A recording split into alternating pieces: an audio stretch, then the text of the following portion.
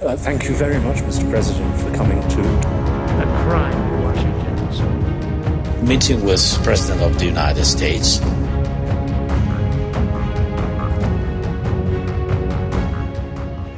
The Trump administration is unlikely to provide Ukraine with long-range Tomahawk cruise missiles, despite Vice President JD Vance's recent confirmation that Washington is considering the request. And you asked this question about Tomahawks. It's something the president's going to make the final determination on. What the president is going to do is what's in the best interest of the United States of America.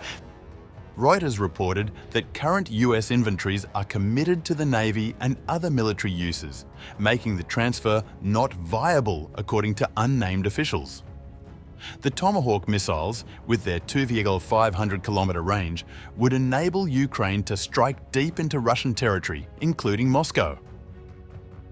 Before this moment, we used on long-distance targets, we used only our weapon, as you know.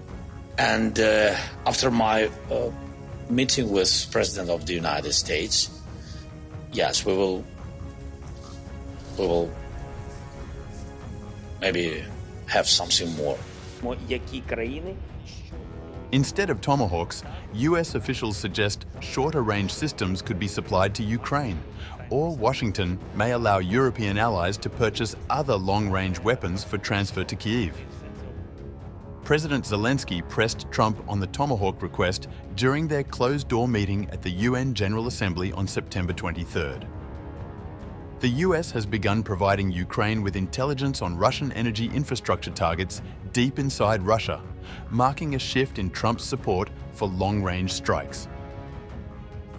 Russian President Vladimir Putin warned Thursday that supplying Tomahawks would constitute a completely new stage of escalation between Washington and Moscow. Speaking at the Valdai Forum, Putin stated,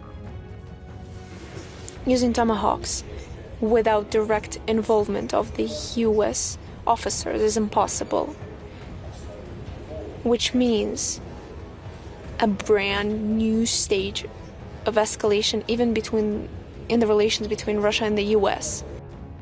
Despite the threats, Putin dismissed the potential transfer as militarily insignificant, claiming Russia would intercept them and strengthen our air defense.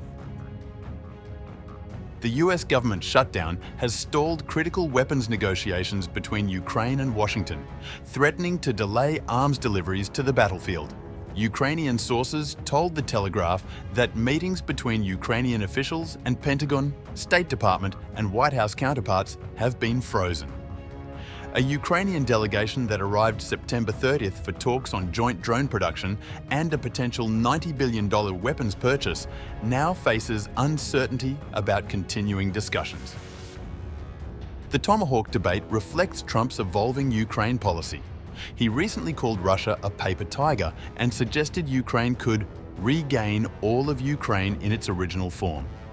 However, practical constraints including Navy commitments and annual production of only 55 90 missiles make large-scale transfers challenging. With the government shutdown ongoing and Ukrainian delegations reviewing their Washington travel plans, the timeline for resolving both the Tomahawk request and broader arms agreements remains uncertain.